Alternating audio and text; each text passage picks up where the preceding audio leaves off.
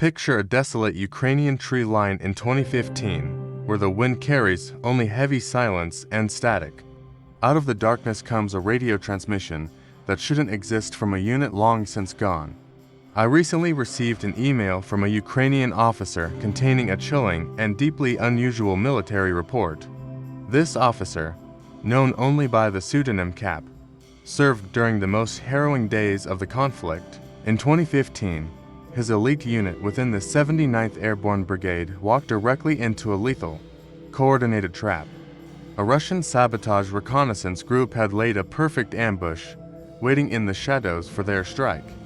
These elite Russian soldiers were ghosts, executing a tactical masterpiece with terrifying, cold-blooded, and lethal precision. Cap's men were caught in the open, vulnerable as their BTR-80 vehicles became sitting targets in the brush. The air suddenly ignited as the devastating power of an RPO-ishmal thermobaric weapon ripped through trees. This weapon, often called the Bumblebee, turned the forest into a suffocating, fiery furnace for the soldiers. It was a clinical execution, the kind of victory that leaves no survivors and requires no explanation. But when the smoke cleared, the scene left behind defied every known law of modern military logic. For the Russian elite unit, it was like a master chess player resigning just before calling checkmate. Instead of claiming their victory, the winning unit seemingly vanished or turned on itself in the chaos. How does a winning unit simply cease to exist while holding every tactical advantage on the battlefield? What could be so terrifying that it turns highly trained elite soldiers against their very own comrades? This report wasn't just another casualty list. It was a record of something fundamentally broken in reality. Cap's account bypasses standard OPSEC protocols to describe a horror that military training cannot possibly explain. The Medevac teams arriving later found a scene of carnage that looked nothing like a typical skirmish. We are diving into a cold case where the enemy was something far more mysterious than bullets. Every detail in Cap's message suggests a nightmare that defies the rational world of a professional officer. But to understand the end of this story, we have to look at the man who survived. This is the account of an ambush where the victors became victims of a truly inexplicable terror. Meet the man at the center of the storm, an officer known simply as Cap. First Lieutenant Cap wasn't a stranger to the chaos that defined the brutal Donbas landscape. Long before the ambush, he had become a seasoned veteran of Ukraine's most desperate defensive lines. His journey began in the early days of 2014, when the fires of conflict first ignited. From those first sparks, his unit stood as a shield against the encroaching darkness of war. By 2015, Cap held the rank of first lieutenant within the elite Ukrainian air assault forces. He served with the prestigious 79th Airborne Brigade, a unit legendary for its resilience and tactical grit. These paratroopers were the steel that refused to crack, even when the heavy hammer fell hardest. In the heat of 2015, Cap assumed the heavy responsibility of acting as a platoon commander. What makes a paratrooper stay in the fight when everyone else is retreating into the shadows? For Cap, it was about leading men through a landscape where every tree line hid a potential sabotage reconnaissance group. Operating behind the front lines meant maintaining strict OPSEC to survive the constant threat of discovery. His men relied on the rugged armor of the BTR-80 to navigate the scarred and dangerous roads. They carried the devastating Bumblebee, a thermobaric weapon capable of clearing the most stubborn enemy positions. This RPO-ishmal provided a terrifying edge in a conflict where firepower often dictated survival. Can years of experience actually prepare a soldier for something that defies every law of logic?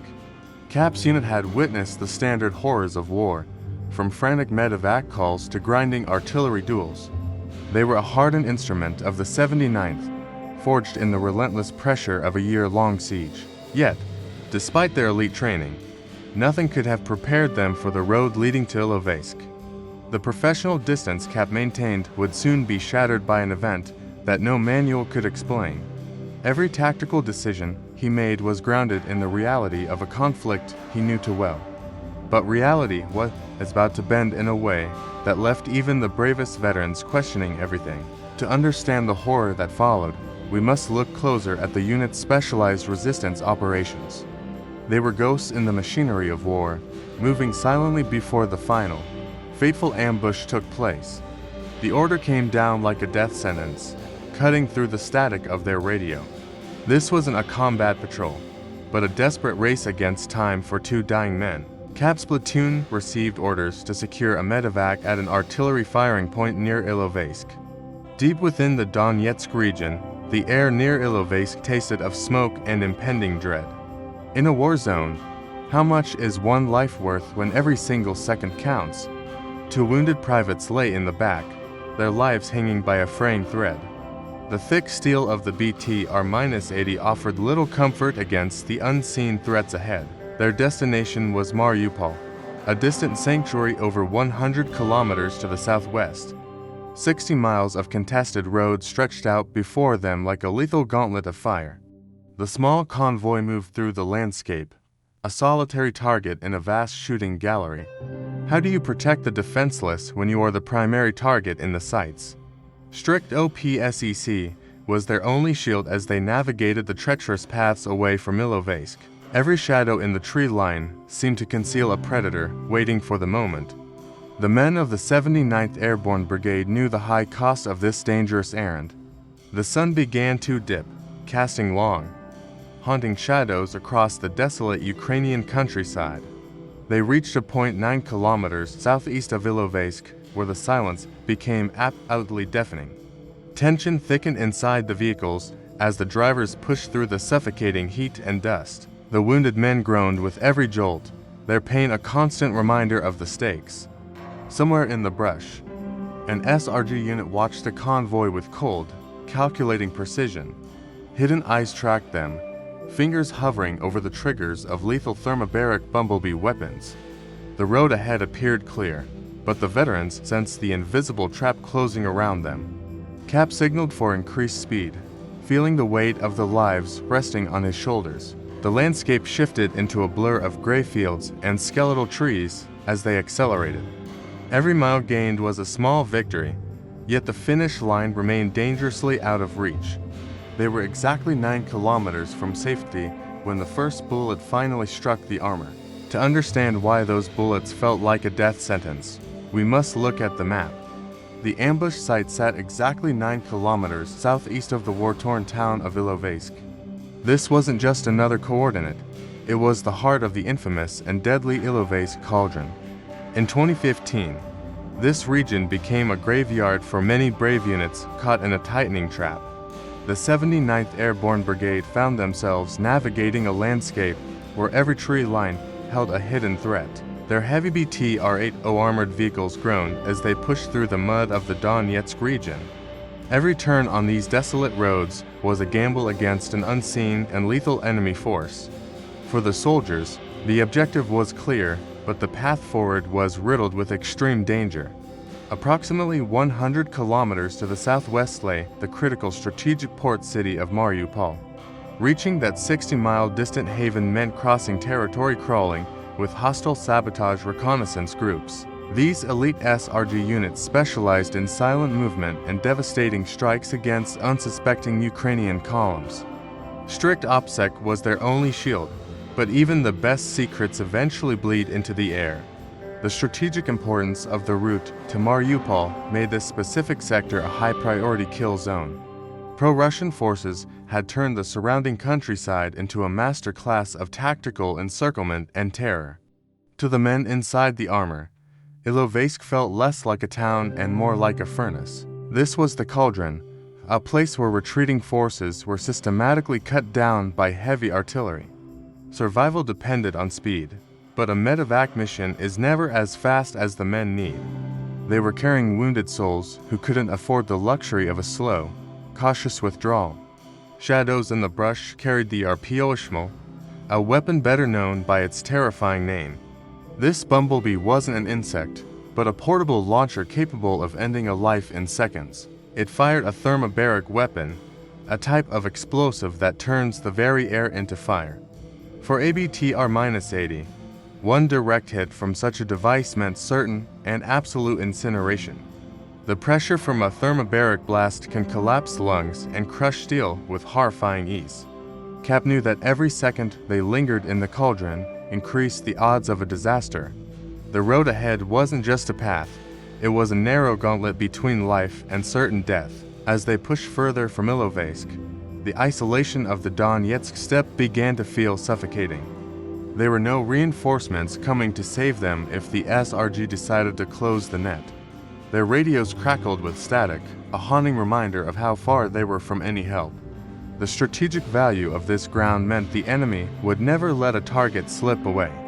Every kilometer gained toward Mariupol was a hard-fought victory against the crushing weight of the cauldron. 2 minutes into the drive, the silence didn't just break, it shattered into 1,000 jagged pieces. The road back toward Mariupol seemed empty, until the dense tree line suddenly erupted in deadly fire.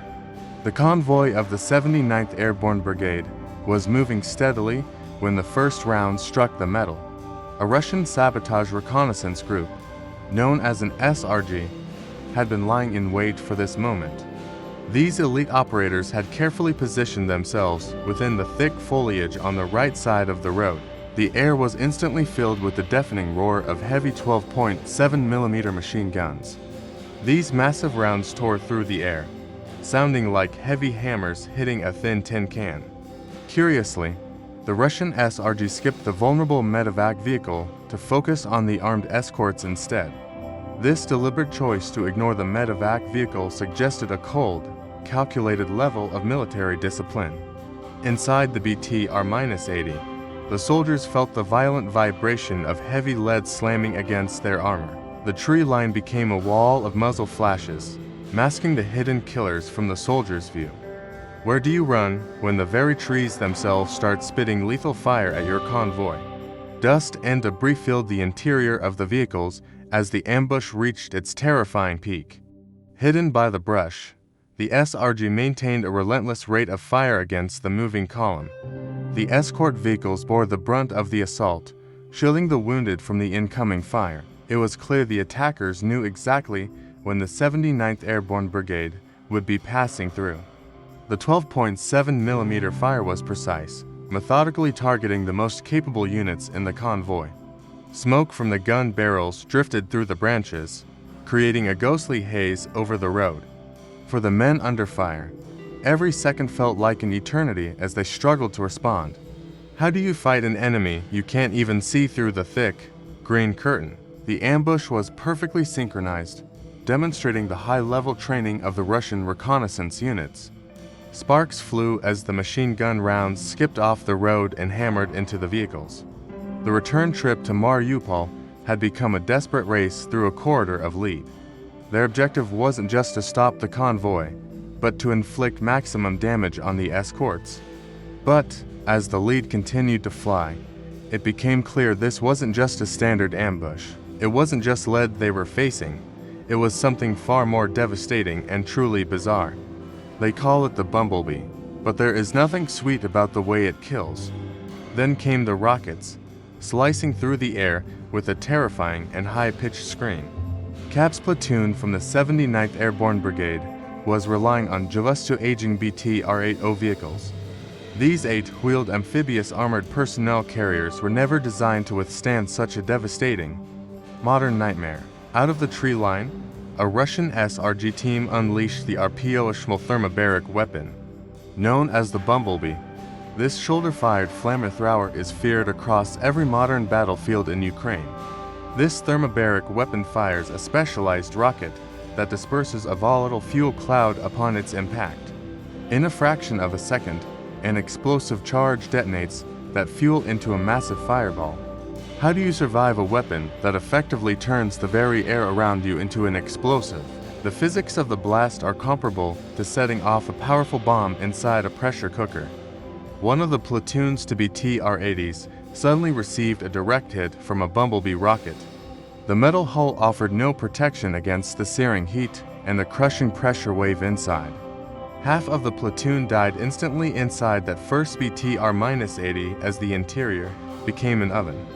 Thick black smoke billowed from the wreckage, signaling a catastrophic failure of their aging armored transport. It was a horrific scene, that bypassed standard armor and focused on the visceral destruction of life. The surviving soldiers watched in terror as their comrades were consumed by the relentless thermobaric fire. There was no time for a complex medevac as the surrounding forest erupted into further chaos. Every remaining soldier knew that their thin-skinned BTR-80 was now a rolling coffin under the assault. What chance does an aging BTR have against a cloud of fire that ignores every defense? The air itself seemed to vanish, replaced by a vacuum that collapsed lungs and shattered resolve. Under strict OPSEC, the details of this specific ambush remained hidden for many years of conflict. The transition from a routine patrol to a desperate fight for survival happened in a heartbeat. As the fire raged, the remaining platoon members scrambled to find cover from the next incoming rocket. The sheer power of the Schmel stripped away any hope of a simple, clean infantry engagement. In an instant, half the platoon was gone, leaving the survivors trapped in a living nightmare. While the name Bumblebee sounds harmless, the RPO Schmel is actually a devastating engine of destruction. Many mistakenly believe this weapon is a traditional flamethrower that simply sprays a stream of liquid fire. In reality, the Schmel belongs to a far more terrifying class of weaponry known as thermobaric explosives. This lethal device launches a rocket designed to create a massive cloud of volatile fuel upon impact. Unlike standard grenades, the Bumblebee disperses this fuel mist into every crack and crevice of a target. Once the cloud is perfectly distributed, a secondary charge detonates the entire fuel-air mixture at once.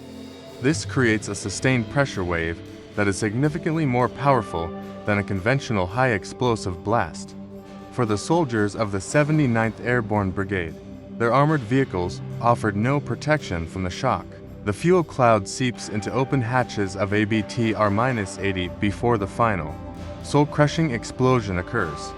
Inside the cramped metal hull, the resulting pressure wave liquefies everything in its path within milliseconds. This vacuum effect also consumes all surrounding oxygen, leaving survivors gasping for air that is no longer there. The Sabotage Reconnaissance Group utilized these thermobaric weapons to turn the convoy's armor into a deadly trap. Understanding the physics of this fuel-air explosive reveals why the initial strike was so incredibly lethal. It isn't just fire that kills, but the inescapable wall of pressure that shatters steel and bone. Every soldier in the vicinity felt the atmosphere itself turn into a crushing, invisible hammer of heat. This is the hidden secret of the Bumblebee, a weapon that strikes with the force of a sun. The 79th Airborne Brigade faced a technology specifically designed to bypass the thickest military-grade armor plating. By combining fuel dispersal with a timed detonation, the Schmel achieves a level of total battlefield saturation. Survivors from the BTR-80 describe a nightmare where the very air around them suddenly ignited with fury. The technical mastery of the thermobaric charge turned a simple forest road into a literal corridor of death. Unlike standard grenades that rely on shrapnel, this weapon uses the air itself as a lethal medium. The initial burst creates a fine aerosol mist that flows into even the smallest structural gaps. This allows the explosive power to penetrate the thick steel walls of ABTR-80 from within. Once the firestorm clears, nothing remains but the twisted metal and the chilling silence of the aftermath. This technical precision is what makes the SRG's choice of the Schmel so terrifyingly effective. The world inside the BTR was melting as the darkness outside became a terrifying, blinding cage. The Russian attackers used high-end thermals while Cap was forced to fight back with nothing but eyes. Without personal thermal scanners, the men of the 79th Airborne Brigade were effectively blind in the night. How do you lead a unit when you are trapped in a furnace and cannot see your enemy? Finding the Sabotage Reconnaissance Group was like looking for a ghost while standing inside a roaring, white-hot furnace. A violent impact suddenly rocked the BTR-80 as a rocket slammed directly into the vehicle's right front wheel. Miraculously, the projectile failed to penetrate the hull, but the true nightmare was only just beginning for Cap. The thermobaric weapon known as the Bumblebee, or RPO Schmel, detonated, turning the air into expanding fuel. A massive firestorm instantly erupted, engulfing a 60-meter radius on the entire right side of the armored vehicle. This intense heat transformed the metal transport into a searing oven, threatening to cook every soldier trapped inside. Desperation clawed at the soldiers as the acrid smell of burning rubber and scorched paint filled their lungs. Cap realized they had to move immediately, or the burning BTR would quickly become their shared metal coffin. As he threw open the hatch, the superheated air licked hungrily at his exposed skin and tactical gear. The flames were unforgiving, searing Cap's face with agonizing second and third-degree burns as he finally jumped. Can luck really be the only thing standing between a burning officer and a patient? Hidden Pskov sniper. Screaming through the blinding pain, Cap urged his remaining men toward the relative safety of the dark woods. They scrambled across the open road, desperately seeking cover in the thick tree line on the left side. Every second felt like an eternity while bullets from the SRG whistled past their heads in the gloom. Despite the chaos, the survivors maintained strict OPSEC as they waited for a medevac that felt like dreams. Cap rolled into the ditch, his face on fire, waiting for the killing blow that never actually came. Then, something happened that no military manual or tactical briefing could ever truly explain. As the BTR-80 burned nearby, the men of the 79th Airborne Brigade braced for a final assault. The Russian Reconnaissance Unit, or SRG, held every advantage from their fortified position in the trees. Bullets from the Russian line continued to shred the leaves above Cap's head in the ditch. And then, suddenly, the sound of the entire battle changed in an instant of pure terror. It was not the sound of a victory, it was the sound of a massacre from within. The rhythmic crack of disciplined gunfire suddenly dissolved into a chaotic mess of frantic, panicked shouting. Those sounds quickly morphed into blood-curdling screams that echoed through the smoke and the thick trees. Cap listened, frozen, as the very men trying to kill him began screaming in agony. What could make an elite unit stop firing at their targets and start screaming at each other? The screeching was primal, a chorus of voices begging for a mercy that was not coming. It was as if the Russian line had suddenly encountered a ghost in the midday sun. No explosions followed the screams, only the terrifying sounds of a unit being torn apart from inside. The smell of the thermobaric weapon still hung heavy, mixing with a new, chilling scent of death. Is there a fear greater than the enemy you can see right in front of your face? The screaming reached a fever pitch, sounding less like soldiers and more like cornered, desperate animals. Then, as quickly as the horror had begun, the screaming stopped and the forest went cold. An absolute, crushing silence fell over the tree line where the Russian muzzle flashes once danced. This new silence was somehow far more terrifying than the deafening roar of the previous ambush. No orders were barked, no radios crackled, and not a single Russian soldier stepped into the light. Cap waited for a medevac that seemed impossible, staring at the now quiet woods in total disbelief. Every second of that stillness felt like an eternity to the bleeding men of the 79th Brigade. The shadow of the Bumblebee had passed, replaced by a mystery that defied every rule of war. Even the burning wreckage of the BTR-80 seemed to quiet down as the wind died away. The Russian position remained a dark, silent wall of timber, hiding whatever nightmare had just unfolded. When the screams finally stopped, the silence was heavier than the gunfire had ever been. Cap's backup finally reached the tree line, emerging from the smoke as the echoes of battle faded. 15 minutes after the last shot echoed, the air hung heavy with the scent of spent gunpowder. The entire 2nd Company of the 79th Airborne Brigade roared into the clearing, ready for a counterattack. They expected a desperate fight, but what they encountered was a silence that chilled the bone. Soldiers jumped from their transport, scanning for the Russian sabotage reconnaissance group that pinned them down. Leading the charge were 3 T-6 for tanks, their massive cannons swinging toward the opposing Russian positions. Behind the armor, from Medevac vehicles raced forward to tend to the wounded from the charred BTR-80. These medics were prepared for the worst of combat injuries, unaware of the mystery awaiting them nearby.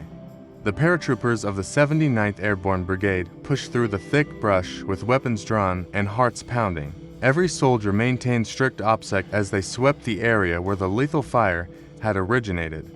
They reached the right tree line, expecting to trade lead with a hidden and dangerous enemy force. Instead of muzzle flashes, they found a scene that defied every rule of modern military engagement. Slumped within their fighting positions were the elite members of the Russian SRG unit, motionless and silent. 8 Russian soldiers lay dead in the very spots where they had been winning the firefight. There was no sign of a struggle or retreat. They had died exactly where they stood. As the Ukrainian paratroopers moved closer, the true horror of the scene began to reveal itself. Each of the 8 dead men bore the marks of a brutal and impossible internal execution. Examination showed that every single soldier had suffered at least 5 lethal gunshot wounds to their bodies.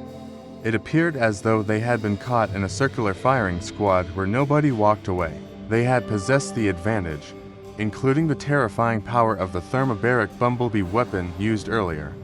Yet, despite their tactical victory, they had somehow managed to turn their weapons on one another. How do 8 elite soldiers all end up with 5 lethal bullet wounds from their own side?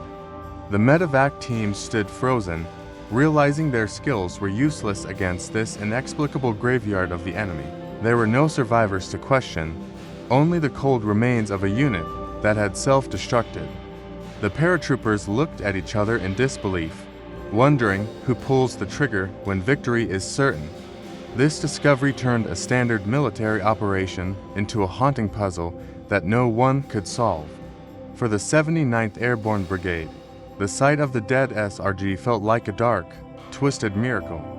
This wasn't just a loss for the Russians, it was a tactical impossibility that shouldn't exist. The mystery of the tree line would haunt every man who witnessed the carnage that afternoon. As the sun began to set, the reality of the massacre weighed heavier than the armor they wore. The evidence they left behind told a story of professional killers rather than panic boys. These weren't mere conscripts, but the elite reconnaissance platoon of the Pskov Airborne Division. Equipment markings across the wreckage confirmed that Cap had faced Russia's most disciplined fighting force. Among the bodies, Cap's team recovered a high-tech mil-spec handheld device from the dead commander. This wasn't just a communication tool, it was a digital treasure trove of tactical intelligence. The decrypted device revealed a meticulous ambush plan that should have wiped out the entire convoy. Every detail was accounted for, from the initial strike to the precise timing of the assault. The Pskov soldiers even had multiple backup routes mapped out to ensure a clean getaway. Their withdrawal plans were professional, proving they had every intention of surviving this deadly mission. Finding these detailed maps felt like reading a destination they suddenly had no intention of reaching. If they had a perfect exit strategy, why did they abandon it for cold, muddy deaths? The irrationality of their final moments stood in jarring contrast to the precision of their orders. Most shocking was the discovery of 2 unused Bumblebee weapons left discarded in the tall grass. These RPO-ishmal thermobaric launchers could have easily finished off Cap and his trapped soldiers. With such overwhelming firepower still available, the Russian SRG had no tactical reason to surrender hope. Yet, instead of firing those deadly tubes, the elite paratroopers chose a much darker path. Russian airborne doctrine often includes using hand grenades for suicide when a situation becomes truly desperate, but desperation usually follows the exhaustion of all options, not when victory is still within reach. Why would soldiers with a perfect exit plan choose to die in the mud like this? Does the Pskov training manual include a secret chapter on collective suicide during a winning fight? Every piece of gear recovered screamed of professionalism, making their final actions even more nonsensical. Cap stared at the recovered intel, realizing the enemy had everything they needed to win today. They possessed the training, the elite gear, and the tactical advantage to crush the 79th Brigade. Their BTR-80 was a wreck, but their secondary weapons remained fully functional and ready for use. This recovered intelligence didn't provide answers. It only deepened the haunting mystery of the tree line. Every map and device pointed toward a professional victory that simply vanished into thin air.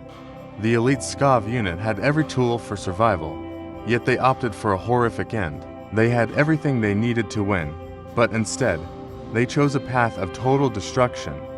Years later, the scars on Cap's face have faded, but the question of that day remains etched. In the quiet of a Kyiv hospital, the mystery of that survival took a deeply personal turn. Doctors at the Central Military Hospital in Kyiv worked tirelessly to heal Cap's severe burn scars. Surrounded by sterile white walls, Cap began to process the chaos that nearly claimed his life. He thought back to the BTR-80, a steel coffin that somehow became a sanctuary in the fire. The thermobaric heat from the Bumblebee weapon should have incinerated every soldier of the 79th Airborne Brigade. Yet, the elite SRG killers turned their weapons on each other instead of finishing the wounded. Survival in war is like a coin toss where the coin lands on its edge against odds. Is it possible for a battlefield to be touched by something far beyond our physical understanding? When the tactical facts don't add up, is faith the only variable left to explain the impossible? Cap traced the lines of his skin grafts, feeling the physical legacy of that thermobaric blast. Why did those elite killers, masters of the RPOishmo, lose their minds at the end? Even through the haze of Medevac, the professional efficiency of his enemies haunted his every thought. Every day of recovery brought him closer to a truth that logic simply could not reach. His surviving men carried the same invisible weight, bound together by a mystery they never solved. Why did the enemy choose total destruction over a simple victory in that Ukrainian tree line?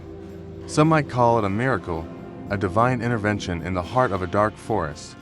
Others see it as a psychological breakdown under the crushing weight of high-intensity combat. In the twilight of his healing, the line between reality and the supernatural began to blur. Whether it was a miracle or a mental breakdown, Cap is still here among us today. But his country is now facing an even darker dawn as the echoes of 2015 return. But Cap's story isn't just about the past. It's a warning of a massive looming storm. The ghost of Ilovaisk isn't just a memory. Today, it's the prologue to a global crisis. As Cap shared his story, nearly 150,000 Russian troops gathered at the border. This massive buildup turned a localized mystery into a terrifying signal for the entire Western world. Secretary of State Antony Blinken traveled to Ukraine repeatedly, trying to prevent history from repeating itself. The diplomatic pressure was immense as the world watched those dark clouds gather over the Donbass. While diplomats talked, elite military advisors from the United Kingdom arrived to bolster the Ukrainian defense. American and Canadian officers joined them, sharing tactical knowledge to prepare for a potential full-scale invasion. These advisors focused on the very tactics Cap witnessed, from SRG ambushes to thermobaric weapon strikes. The 79th Airborne Brigade, once caught in a desperate trap, now stood at the front lines again. They remembered the BTR-80 burning in the tree line and the lethal sting of the Bumblebee. Beyond Ukraine, the NATO alliance began to brace itself for a conflict that could change everything. American soldiers deployed to Latvia, reinforcing the eastern flank against any further Russian military aggression. This wasn't just about one unit anymore, it was about the survival of an entire sovereign nation. The lessons of 2015 were being taught in secret bunkers under strict OPSEC protocols and heavy guard. Medevac procedures were refined to handle the devastating trauma caused by those terrifying thermobaric weapon explosions. Is history repeating itself? Or is this the climax we have all been waiting for? Ukraine has become the focal point where the gears of global power are grinding together. What happens when the strange anomalies of 2015 meet the massed armored armies of today? The mystery of that Russian SRG unit killing each other remains a chilling piece of the puzzle. As tensions boil over, the lines are drawn and the world is watching with bated breath. The stories from the front line are now more vital than they have ever been before. When the next story is written, whose side will history actually remember and honor? The mystery remains, but the mission continues for those holding the line today. We must remember the 79th Airborne Brigade and the silent heroes who faced the fire.